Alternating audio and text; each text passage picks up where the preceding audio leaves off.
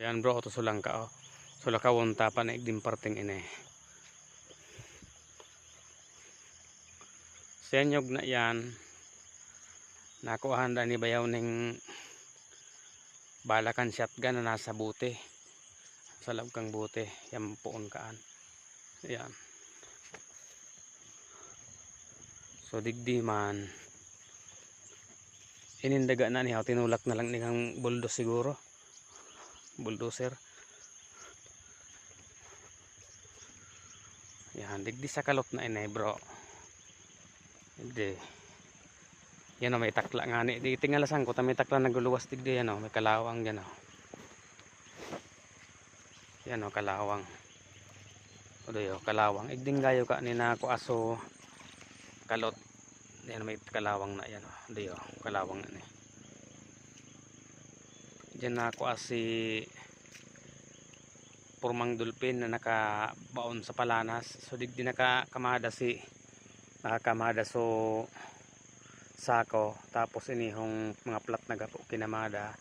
So irarong binistay na pagkahalikan sako binistay na baybay. Tapos nako ituhong labot na to mga sarong kugos kan tao kadakula duman nakalag si purmang dulpin na may ukit ning way. So kung ano ang porma kan salog ane, ayan o.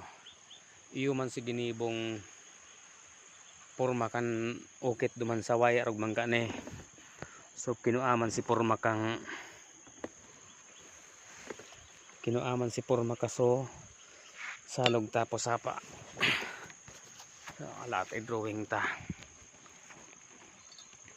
Yan arogan si porma kan dulpin. Garong dulpin. Yan, palaba yan digdi. Tapos arugan si porma oh. Dengayo marisa.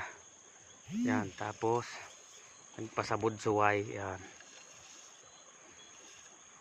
Tapos may bilog andyan.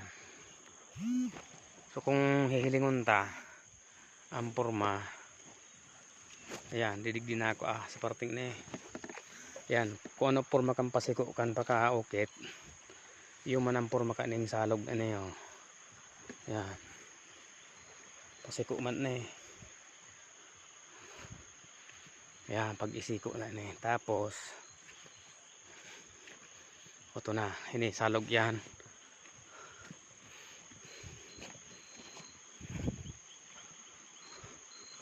O yan, so salit na sapa oh. Ayan. Salit na creek. Yan oh.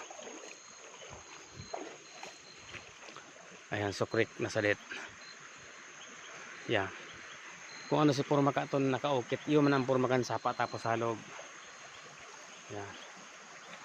Yan, salit na creek. Tapos nagsiko. Yan, yan. Tigsabi ko sa yung nagpakurbada man si sanga. Tapos may naririparo ko. Kan sinukol ko pala itong sinukol ko si mga guhit. So mga distansya kas bilog. Halos yaon sa tubig ang tago. Tig-estimate ko. Tapos ini may nahiling ko dining gapo. Halos yaon digdi ang tago sa parting ini oh. Tapos may nahiling ako digdi ning gapo na ini dinahiro kang baha. So yan o. Tiningga po na eh. Pero siya naging pointer. Tapos may nahiling ko dati ng guhit. Kung saan ito din may guhit sa pababa. Gaya o ni Gisper. Parting ini. May guhit na dinahiling ko eh. So ini. Yan o. Yan pormang yan.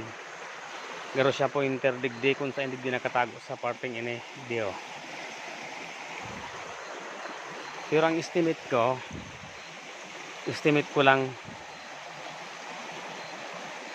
kung halimbawa si paway na line nasa ibabaw kang salog si bilog, pwedeng sa taas ka ine or yaon sa tubig. Pero iniantig anong ko rin daw ning gapo na niya tubiling ko na dahil siya nahahalik ang baha daw ugro ng baha ka dahil nahihiro tadakula man siya. Ayan o. Nagpakurbada man talaga si tubig. Tapos ito si creek.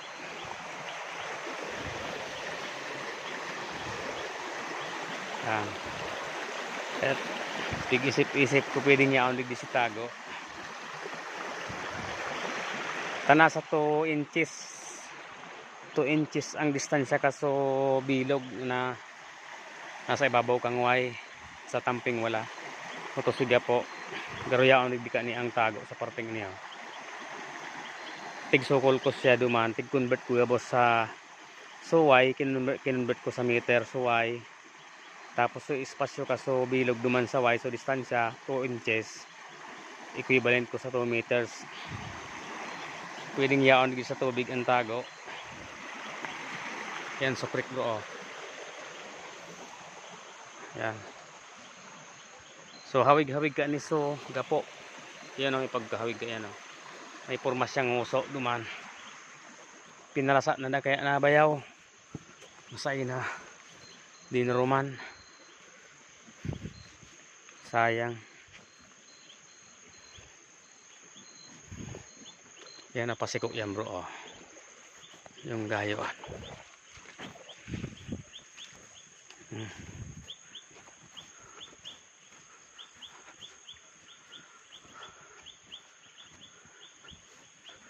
Okay. Ay, mauli-uli na ako ta.